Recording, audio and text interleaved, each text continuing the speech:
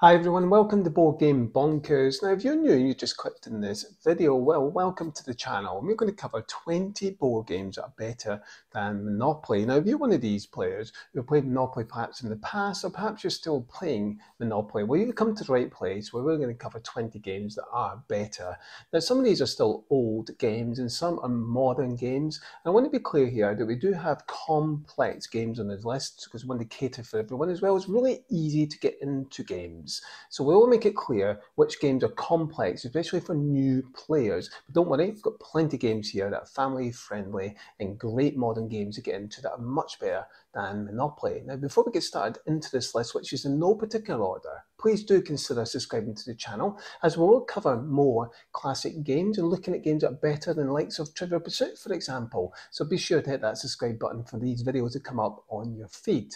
Now, with that out of the way, one little bit of history. Did you know that Monopoly was actually released in the 1930s called Landlady, which was then changed and picked up by Hasbro and became Monopoly? Oh, there's a bit of history trivia for you. So let's now dive into this and start off with our number one, and that is Dice City. Now, set in the kingdom of Moldova, now this Dice City is a dice crafting game which the locations in your city, which are cards, act as the changing faces of your dice each turn. You'll be placing dice to your cards you've got laid out. Players represent influential families competing to build the next capital through resource management, recruitment of your army, and wonder creation. Players will strategize to claim victory. So you each have several ways to promote your city. So we create strong armies, we construct them buildings and opening up trading routes. Now the secret is to manage your city and its natural resources carefully to make best of your fortunes. So what are the pros to this? Well, we have a few. So it's a unique dice drafting mechanism which allows for personalized strategies. So placing dice in the cards, it will change the face of what that dice represents, and you'll be engaging city building theme, which really does engross you into the game. And there's tactical decisions influenced by the dice outcomes. So what are the cons? Well, there is a luck-driven nature of dice when you're obviously rolling, and that might lead to frustration for some players, but some might enjoy that. And there's also less direct player interaction in this game because you're concentrating on your own city. But certainly a good game. Now, it's not complex at all, and it's quite easy to get into once you get a hang of it. But if you're not used to lots of cards, after a couple of games, you will get a sense of how the game functions and what you can do with the dice, where you place them. And it's a great game. Certainly has a bit of a family feel to this as well. If you don't want a game that has lots of interaction, you prefer working on your own space, well, this is a game to consider, but it certainly has a good, strong theme. So let's move on to number two, and that is Acquire. Now, Acquire is an old game that came out in 1963, not quite as old as Monopoly, and this is quite heavily economic based. So, Acquire is a classic economic strategy game where players will be investing in and merging businesses as well. So, you'll be acquiring wealth through smart stock decisions, which is a key area of success in this game. Each player will strategically invest in businesses, trying to retain a majority of stock. Now, as the businesses grow with tile placements, you're placing tiles, which would be buildings, they also start merging, so you'll be merging companies, giving the majority stakeholders of the acquired businesses a sizable bonus, which can then be used to reinvest into other chains. So obviously you are the acquiring these as stakeholders, and all of the investors in the acquired company can then start cashing your stocks, which is then for the current value, or trading them for 2-to-1 in shares for newer, larger businesses. And the game is essentially as a race to acquire the greatest wealth. So what are the pros to this? Well, it's got a timeless gameplay with a kind of balance of strategy and negotiation. The satisfaction of building corporate empires is really good, and it's quite dynamic as companies grow and merge. So there are a few cons. It's got quite a high complexity that may be challenging for new players, but it isn't excessively challenging, okay? And it's not what we call ridiculously complex. This certainly is a game you can learn, and it does rely, though, on a fair amount of player interaction. So if you're not a fan of lots of player interaction, you might not like this. It's quite opposite to the Dice City game. There's much more player interaction with negotiating and trying to merge different businesses. It's quite interesting, quite economic heavy in terms of is all about economics and wealth and businesses and shares. But if that is your fancy, then check it out. So let's now move on to our number 3, and that is underwater cities. Complete unique theme in building cities underwater. So underwater cities is a kind of sci-fi strategy game where players will develop their underwater metropolises. Now you'll be balancing resources and infrastructure where players aim to thrive in this kind of futuristic aquatic world. Now the main principle of the game is card placement. So it's 3 coloured cards that are placed along the edge of the main board into 3x5 slots. Now which are also colour codes, so you're matching those cards with the colours. The players aim to place cards into these slots of the same colour, then can take both the actions and advantages. So the actions depicted in the slot in the main board, and also that's the advantage on the card. The actions and advantages can also allow players to take materials to build and upgrade city domes, tunnels, productions of buildings such as farms and laboratories into your personal underwater area, which is allowing the advance on the initiative track. The initiative track is really important for players in turn order for the next turn, so it's really important. So there's a few different mechanisms. It's essentially building a city underwater. It's really cool, quite a unique theme. Now, what are the pros to this? Now, it's got an engaging theme with really good, engaging artwork. It looks stunning. And there's quite a strategic depth in the city building, so a lot more than Monopoly. And there's a variety in the player powers, and replayability is quite high. So the amount of times you replay this, there's quite a few things that change. It feels different each time. Your city will be different each time. So what are the cons? The complexity may be overwhelming for newcomers. It's quite a heavy, complex game. What I mean by heavy is how complex it is. Now, there's limited direct player interaction. So a bit like Dice City, you're working in your own city and there's not a huge amount of interaction. Now, you take, perhaps place a card in a slot that another player wants, for example. But other than that, there's not a huge amount of player interaction. But certainly, if you want a more heavier game and you're a regular gamer, certainly one that's worth checking out. So let's now move on to our number 4, and this is Container, especially the 10th anniversary Jumbo Edition. So what do you do in this? Well, in Container, players engage in economic simulation by building, you'll be trading, you'll be shipping goods. Now, the Anniversary Edition does introduce larger components and a nice unique production and shipping mechanic, and it's really good in terms of shipping goods. So you build factories and warehouses, and you'll be focusing on shipping goods to your island that you've got. Now, you aim to take advantage of government's subsidies to enhance and maximise your profits, okay? Now, what you'll do is you need to watch out for your cash reserve, because the player kind of driven market that you've got there can kind of go quite sour at times, and you'll need to be ready to change your strategy. So essentially, there's a couple of things you can do to try and earn those points. So what are the pros of this? What are the good things? Well, it's a unique economic mechanics that it's got, which focuses on a kind of player-driven economy. Now, the Jumbo Edition certainly enhances the visibility. You've got these boats, you'll be moving goods, you'll be shipping around, which looks fantastic on the table. In terms of our cons, what is quite an issue with this, there is a limited player interaction, which might make it less engaging for some because you're kind of doing your own thing. Now, the complexity might be a barrier. It's not a heavy game, but there is some complexity for new gamers, so keep that in mind. But I wouldn't call this a complex game at all. I would say it's more medium weight in terms of complexities. So if you're used to Monopoly, this is certainly a couple of steps up, but it isn't overly difficult to learn. So let's now move on to the next one. That's number 5, and that's the Gaia Project. Now, this is a heavy game, and I will say to you now, if you're not used to playing modern games, I would certainly maybe skip this one, because it is very complex and heavy with this game mechanisms and what you do. So what do you do in this game? Well, it's a kind of spiritual successor to Terra Mystica, which you might know of. Now, Gaia Project is quite a complex space themed strategy game. So it's all about strategy, where players will be representing these kind of unique alien races and species that you've got. You'll be expanding territories, engaging in terraforming planets for your different resources, and vying for this kind of cosmic dominance around this sci-fi area. And what you'll be doing, there are 14 different factions that live on 7 different kinds of planets, okay? Now, each faction is bound to their own home planet, and what they're trying to do is develop and grow that, but they must terraform the neighbouring planets into their home environments in competition with other groups. It's almost like you've got a bit of area control, you're trying to control and terraform the different planets. Now, the pros to this are there's deep strategic gameplay with a nice diversity in species, so it feels quite different in a lot of the species. There's high replayability due to that variable board setup and factions, because you don't know where things are going to be placed. I don't know which factions are going to be where, so it varies each time. So what are the cons? Well, there's a steep learning curve to this game, and like I said, it's very complex.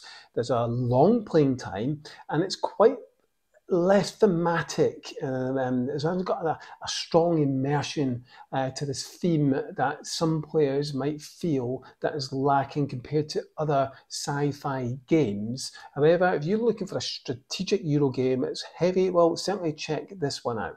So let's now move on to number 6, and that is Cashflow. Now, I would say this is more of a learning educational tool than an actual game, and it's not that good of a game. So in Cashflow, which is designed by Robert Kiyosaki, I think I butchered that name, apologies, Robert. Now, it's a financial educational game that kind of simulates rural money management.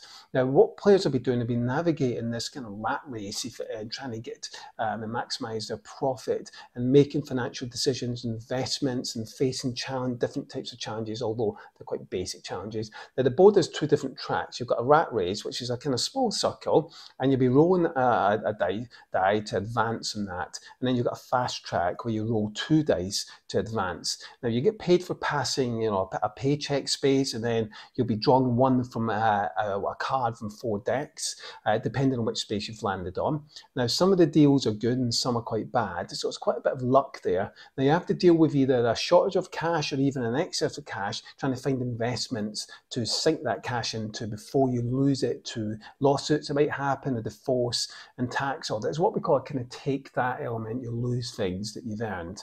Now, the heart of the game really is through these player sheets, where players will be learning how to fill out financial statements, and that essentially is the educational factor. Now, what are the pros of this? Well, there is some educational value for financial literacy, and there's some strategic financial planning, and there's some different gameplay for various player counts, so that's good. However, there's quite a few cons to this. Certainly overpriced for what it is, and it may feel too focused on financial concepts for casual players. Now, there's less of an emphasis on direct player interaction. You're more on looking at what you're doing. The roll and move mechanism is outdated. It's so fastly past the modern board gaming market, and certainly this is certainly someone who hasn't played any modern board games the way it's been designed. It's not that good of a game, but at least it has some educational value. I personally would avoid using this, and perhaps I would recommend look online for money advice and the different free guides that you can have by just doing an internet search, which will give you a very similar educational factor than forking out the £60 or however much it costs for this game. So let's now move on to number 7, and that is Terraforming Mars. Terraforming Mars is a heavy complex game, okay?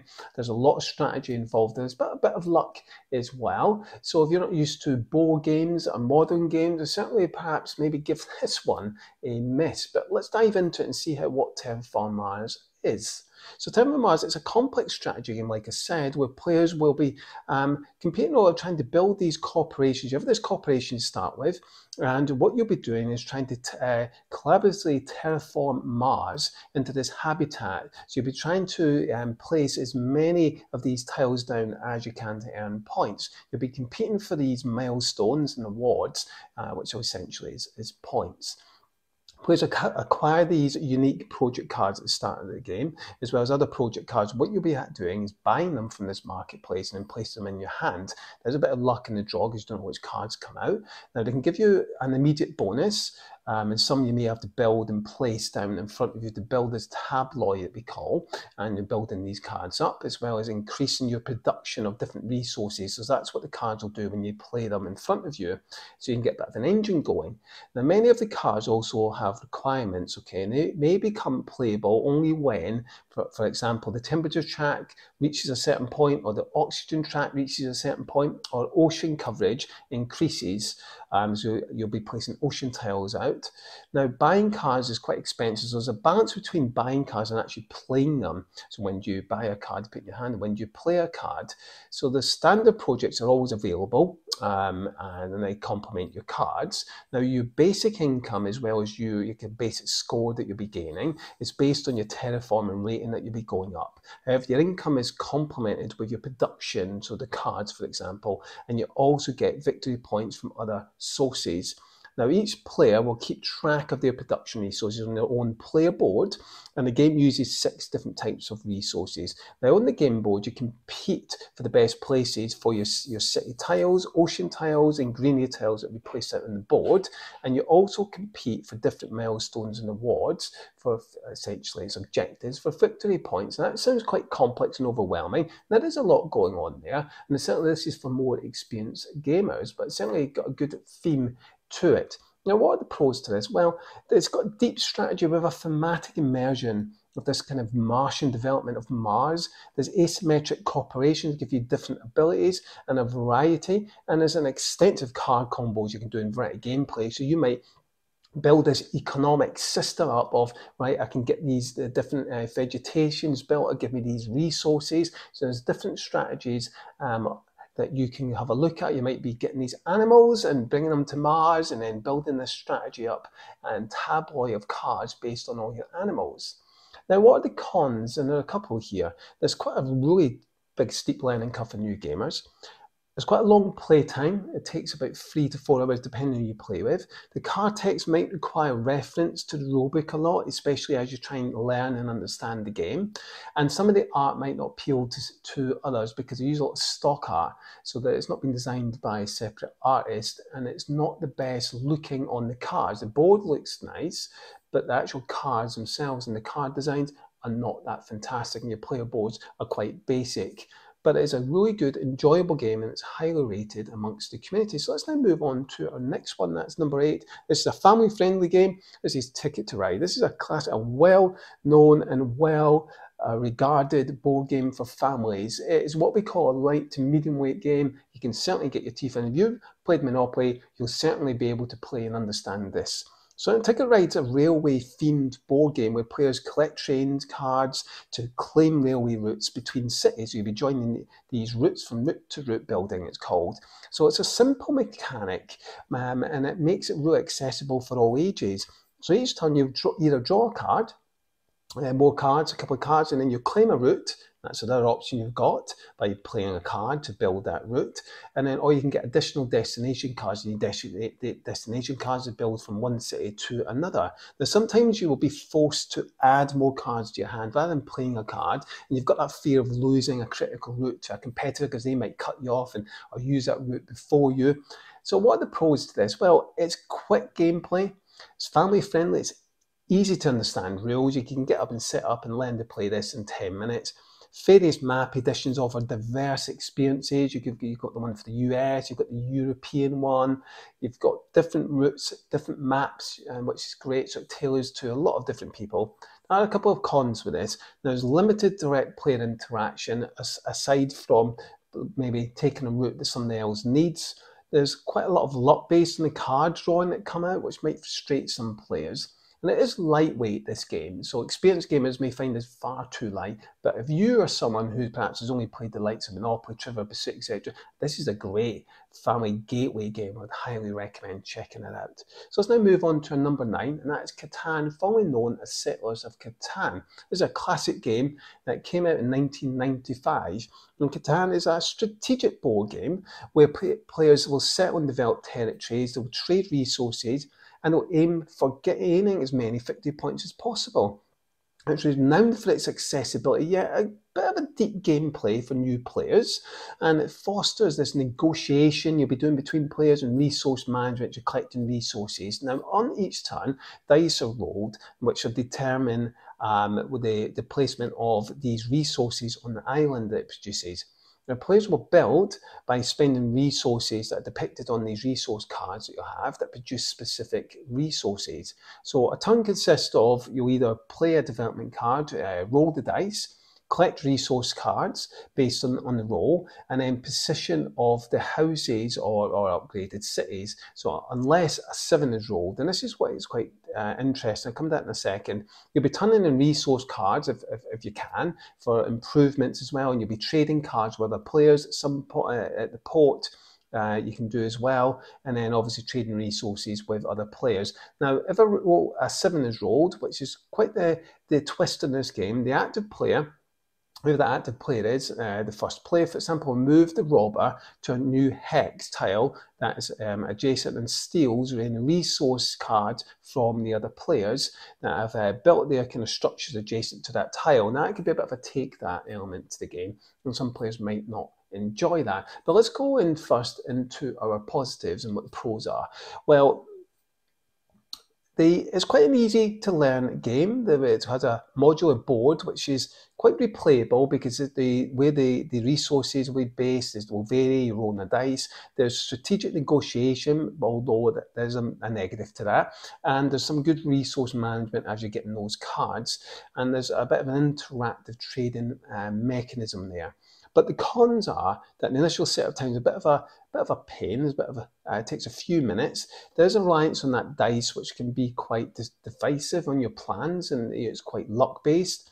And the trading is quite challenging, as some players refuse to trade, and that can be quite frustrating. But if you're used to Monopoly with that trading, it certainly has it in this game. And you'll be trying to get points accumulated by building these settlements and cities and having the longest road. You try and get the largest army. And then some of the development cards have this. You began certain development cards that just give you points as well. So there's a few different routes there.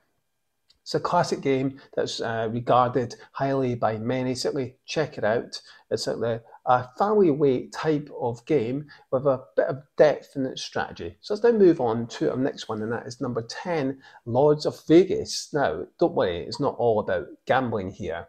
So in Lords of Vegas, players become ambitious developers, and you'll be aiming to build and profit from the most extravagant casinos. You'll be trying to build this casino. So you'll be using dice, you'll be rolling the dice, and players will strategically construct. They'll be rearranging, you'll be gambling your way to victory. I know I didn't say it was gambling, there's a little bit, but it's mostly constructing your casino.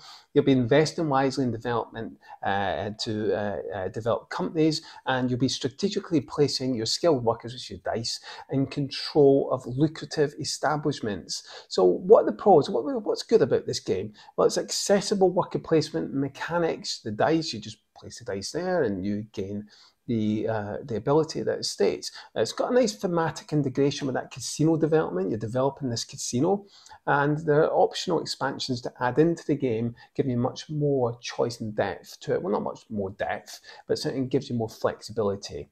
But there are a few cons to this. Now, there is a thematic disconnect in a few different places, and although it's thematic building this casino, there might be feel a bit disjointed in some places for some players. There's competitive worker placement, that dice placement, and somebody may take a spot that you need, which might frustrate some players.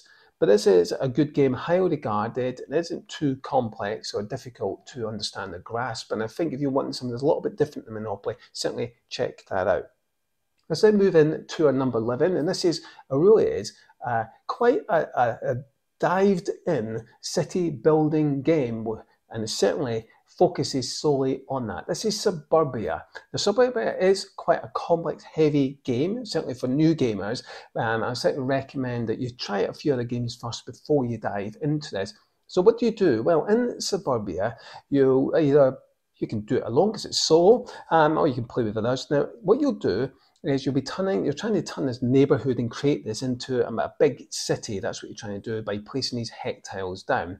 Now, Suburbia is a tiling laying game, and what you'll be doing is that each player tries to build up their economic engine and infrastructure through these tiles that will try to be self-sufficient And so you're trying to place certain tiles next to others to produce certain resources and deal with certain other aspects of the environment, and then eventually it will become profitable and then encourage that population growth that you're trying to do.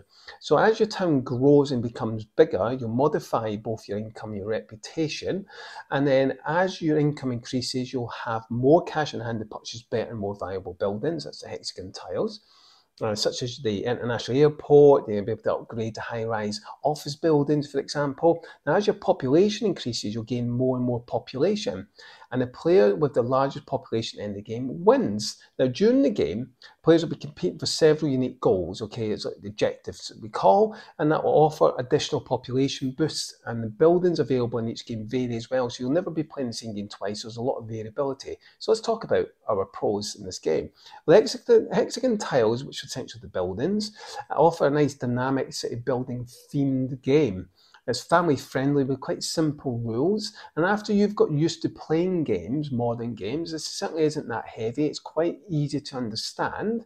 You acquire a tile, you place it into your city, and the rules are quite streamlined. It does offer a good amount of strategic depth for quite a straightforward game, with really good scoring in the game and how that functions. There are a couple of cons though. It's a bit of dependent on those tile draws, which is a bit of luck. There's some spatial awareness needed in terms of where you place things, and that might take up a few games to get used to that. And it might not appeal to those seeking that intense player interaction, because you're focusing, like Dice City, focusing on your own city, and that's development of it. But it's certainly a good game and highly regarded, and definitely worth looking this up. So let's now move on to the next one, number 12, and that's Machi Koro, a highly popular card game. So in Machi Koro, this fast-paced card game, you're the mayor of the city. You're trying to solve these problems, develop attractions, and, well, steal money as well. So on your turn, what the players will be doing, they'll be rolling 1 or 2 dice, okay? Now, if the sum of the dice roll matches the number of the buildings that players own, that's your cards you've got, you get the benefit from that building. And in some cases, opponents might be able to steal benefits from your dice as well, or you can steal benefits from them. So the cards will stipulate that. Then with the money that players have obviously accumulated on the cards, you'll be able to build landmarks and new buildings, that's acquire new cards to place in your tableau in front of you, and then adding obviously more wealth that accumulates over time. So you're trying to obviously construct all your landmarks. That is the aim, to try and win the game. So what are the pros to this? Well, it's got quick gameplay, and with those city building mechanisms, acquiring more cards, place them in front of you, your dice will activate those cards. There's good player interaction for the shared dice rolls, because you're rolling the dice and sharing the dice and working which ones you want to activate. Now, there's light-hearted, it's quite accessible in its gameplay, and it isn't too difficult. The difficulty is managing your tableau, which cards and which cities which buildings do you want to build, that will trigger what dice do you want that's been rolled to then trigger those cards. That's what you're trying to do. Fun and exciting game. So what the cons to this? Well, it does rely on luck of the dice rolls, because you've got these cards, and certain cards will activate once the dice is placed on it. And so it gives a bit of a less strategic depth for serious gamers, or gamers want something a bit more deeper and strategic. But certainly you want a bit of fun, a more lighter game, certainly check Machi Koro out. So let's now move on to the next one, number 13. It's a bit of a classic now. This is Concordia. So in Concordia, which kind of takes elements of a game called Century Spice Road, and adds a more deeper meter experience. You want something similar, check out Century Spice Road. But Concordia focuses on developing this Rome empire. Now in the game, colonists, which are you, are then these kind of little workers are sent out from Rome to settle down in cities that produce bricks. So you'd be placing them out in these different places to get bricks, food, tools, wine, and cloth. Now each player will start with an identical set of cards and then acquire more cards during the game. And these cards serve 2 purposes. Allow players to choose actions during the game. You play a card to see what action you want to acquire the different resources. And then they're also worth 50 points at the end of the game. So what are the pros to this? Well, It's got some good strategic depth in this with the action card mechanism. Play a card, it gives you this action to do.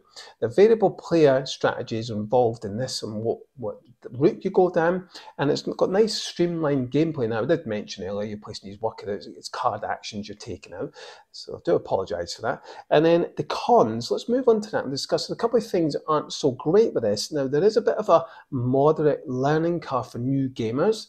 So keep that in mind. And it's quite less thematic. The immersion of this isn't as strong as other city building games. And that might be taken away from that thematic feel for some players. But if you like a bit of card play, you play a card that gives you an action to get the kind of that action out, to obtain goods, then you might enjoy this game. So let's now move on to the next one, number 14, and that is Chinatown. Now, Chinatown is set in New York during the 1960s as an economic board game which emphasises the negotiation and business development. Players acquire ownership of sections of the city blocks and then place tiles down. That's what you're trying to do, is place tiles into these business blocks which represent businesses. Which are then on these block sections. Now, at the end of each turn, each tile you've laid gives you some sort of payout, but completed businesses, which is a form where you've got 3 to 6 connected tiles of the same type, gives you much more of a better benefit. Now, all of these resources are dealt to the players randomly, however, so that players must trade to try and match the businesses in adjacent locations. So what are the pros to this? Well, it's quite a heavy social interaction sense with negotiation focus. So if you like negotiation, this certainly focuses on that, and that's one of the main aspects of this game. There's high replayability with the variety of setups you've got and the tiles that come out, and there's a real sense of there's a real-time trading rounds. If you don't like real-time, you might not like this. So let's move on to our cons. It might be quite hectic with that real-time trading in terms of how that functions. You might not like that. You might want a game that's a bit slow in negotiation. You don't have to worry about being restricted by time. And there are limited turns that can feel quite restrictive, so that might frustrate some players. But a lot of people do enjoy this. It's worth just checking out and having a look to see if it's a game for you. So let's now move on to our next one, number 15, that's Payday. So Payday is a financial board game. Now, that's where players will be managing money from one payday to the next. Sounds quite common, doesn't it? Now, you'll be covering bills, making financial decisions. Now, during the game, what players will be doing is they'll have to deal with various different bills and expenses that come in. And you'll also have the opportunity to make deals on property and earn money. Now, at the end of each month, players are paid their salary, and on this, which is the same for each player, and then must pay off all the outstanding bills, take out loans as necessary, and then trying to earn the most money or the least debt. That's the player who wins. And you can determine how long you want the game to play, and it's done by months, which essentially is rounds. So what are the pros to this? Well, it's got a nice short playtime. The financial decision is quite interesting. It's family friendly and easy to understand mechanics. So if you're want something a lot bit more streamlined and simple, certainly check this out. There are a few cons though. It's quite basic for experienced players. There's a lot of luck in terms of the events that come out which impact the game. It might be too basic for experienced players. There's a lot, I wouldn't say this is massively different to Monopoly, but I would certainly say this is much quicker at playing than Monopoly. If you want a bit of a step up, then certainly either play this, or when we come to number 20, check that one out. But this is just a very gradual step from Monopoly, and it's much, much quicker to play. It just isn't the best game, and it's certainly one of these on the list that is the weakest out of all of them. But it's certainly worth checking it out nevertheless. Let's now move on to our next one, that is number 16, and this is a classic called For Sale. It's been out for a while now, and For Sale is an auction game. Which consists of 2 rounds. You've got bidding for properties and then using acquired properties to bid for valuable cards and earn money. So very simple and streamlined. So a few good pros with this.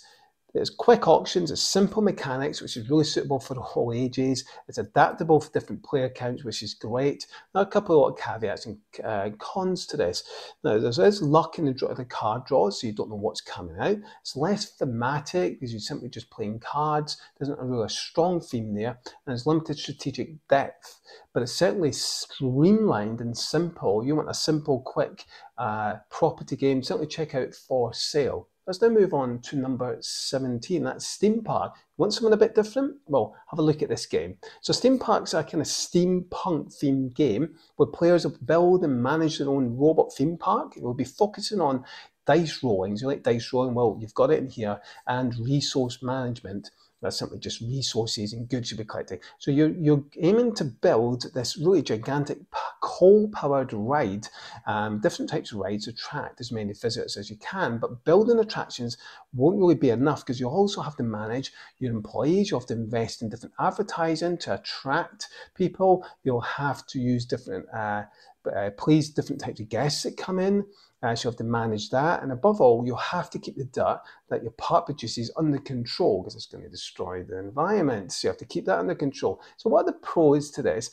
Well, it's got really good engaging theme and vibrant art. It's completely different than anything else on this list. It's got accessible mechanics for all players and how the game functions. There's simultaneous dice rolling, which adds to the pace. You're not waiting for each player to roll the dice. You roll it all together and you start carrying out your actions. Now, a few cons there, but because you're relying on the luck of the dice. Now, it's quite simple and straightforward, this. More strategic players might find it lacks that strategy depth and might want something a bit more immersive and deeper in strategy. But if you're looking for something a bit lighter, certainly check this out. It's a lot bit different than what else is on this list. Let's move on to the next one. That's number 18. That's QE. Now, QE, which is known as quantitative easing, is a unique auction game where players will use a dry erasers board, and what you'll be doing is writing any amount for biddings. You'll be bidding and writing an amount to bid, and which adds a bit of an economic twist. So you play the role of the central bank. You'll bid on these different size companies to accumulate the various levels of victory points you're trying to get. Now, the amount you bid is unlimited since you're the central bank and you own the printing press, so you can bid as much as you want. So you get some crazy bids. And after the initial opening bid by the lead player, the other players then bid in secret.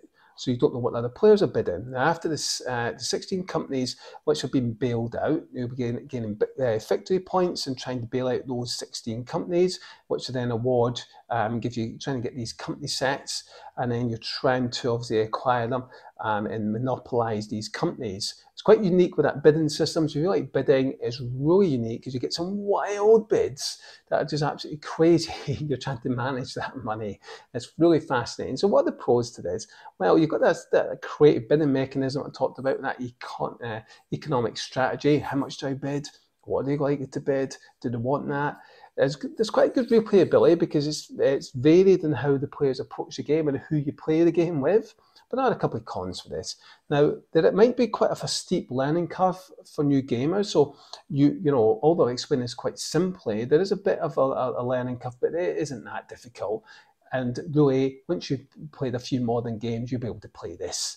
And there are some unbalanced bids, because like I said, you can get some crazy, crazy bids, which really unbalances, but that's the fun of the game. But check it out, QE. Let's now move on to the next one, number 19. This is Archaeology, the New Expedition. So this is the new version.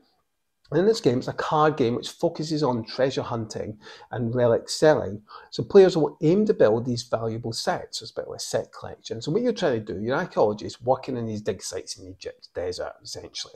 So what you'll be doing is searching for these different pieces you're trying to do to complete these kind of torn parchments like broken pots and other priceless artifacts. So you'll be exploring this pyramid by drawing cards and then hoping to discover these huge stash of treasures that be coming out. So you'll be trading at a local market for cards that you don't want, pieces you don't want, to increase the value of your collection. Then you'll be selling treasures to the museum just at the right time to maximize the profit. So what are the pros to this? Well, It is easy and simple and quick gameplay to play. This is a great introductory game. It's portable as well on the go. It's a small box. And what I like about this as well, you've also, because you're in the desert, it comes with dangers. So you get these sandstorm cards that come out that throw you expedition and disarrays. Has that thematic sense there? But there are a few cons to this. It is luck dependent on that card draw. There's not much player interaction, you kind of just drawing cards for yourself. And it might be too simple for experienced gamers, but this is great if you're used to simple game mechanics. This is a great game to pick up. Now let's move on to our final one, number 20.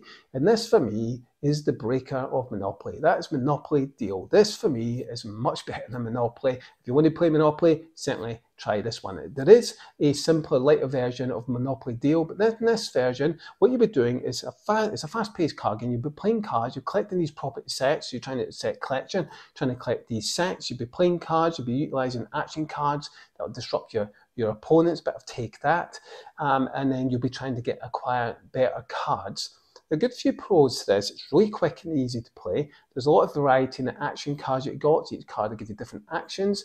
Family friendly, it's easy to understand the rules, but it might be too basic for other players. So there are a few cons to that. And there is a lot of luck in the card draw, what cards you get, because you can see them, it's luck. So a lot of the game can depend on that luck. But this to me replaces Monopoly, and it can play in about 30 minutes, even 15 minutes you can play this in. Much better.